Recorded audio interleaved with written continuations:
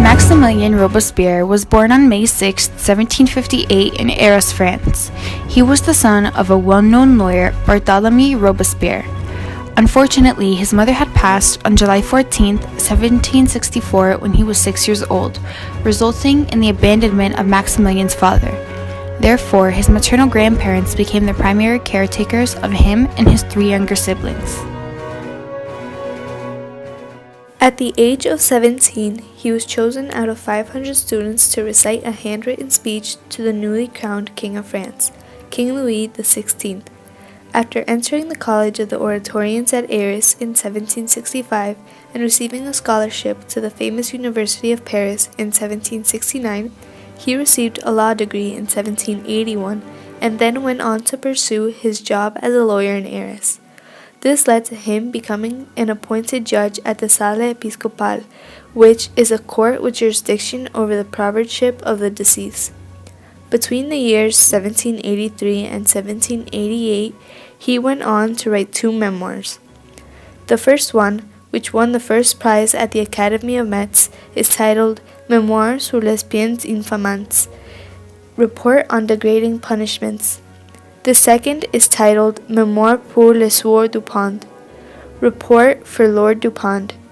These memoirs are ways that Robespierre is able to show his ideas and protest against royal absolutism.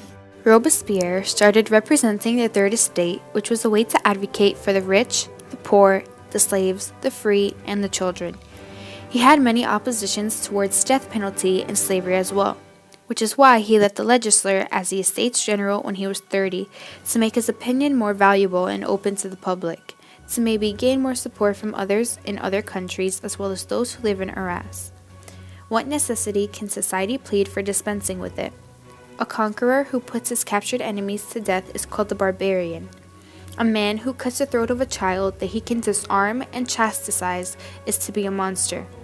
An accused man who society condemns is for nothing more than a conquered and powerless foe.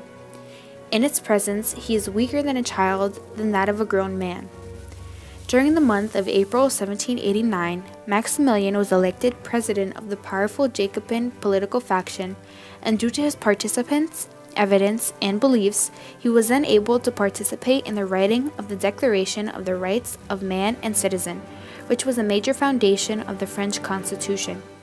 He also had a quote which was, "Any law which violates the inalienable rights of a man is essentially unjust and tyrannical. It is not a law at all." All of this was the reason that King Louis XVI was tried for treason and was executed in January of 1793.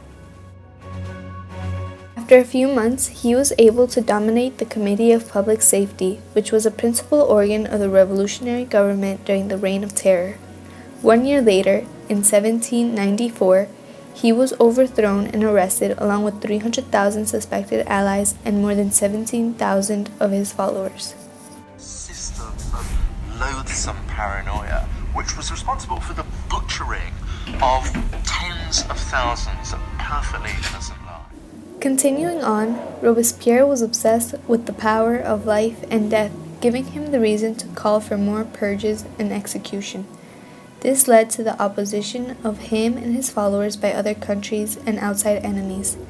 Him and his followers were finally sent to prison by this time, but he was able to escape with the help of a sympathetic jailer and then went and hid in a hotel called Hôtel de Ville, City Hall in Paris. Maximilien eventually heard that the National Convention had declared him an outlaw, and so he tried to commit suicide but failed and only ended up wounding his jaw. In the early hours of July the 28th, 1794, the leaders of the French Republic's Committee of Public Safety had gathered for one last time. What's wrong? Their once colossal power evaporating with every minute. Whose name? For 12 months, Maximilien Robespierre had ruled revolutionary France in the name of the people. The convention has ceased to represent the people. We must sign in the But name now, in the name of the people, soldiers were on their way to seize him. His dictatorship was over, You think we should sign in the name of the people? and he was about to become the final victim of his own bloody reign of terror. What happened next to Robespierre is still not fully known. 2 shots were fired, and one hit him flush in the mouth. A badly wounded Robespierre was ultimately finished off by the guillotine, but arguments about the man still rage. Had his revolution created the modern world, or betrayed it? Because of Maximilien Robespierre's death in 1794, the Committee of Public Safety was no longer credible and the French Revolution was less radical. Corruption, the return of bourgeois values, and military failure was a result.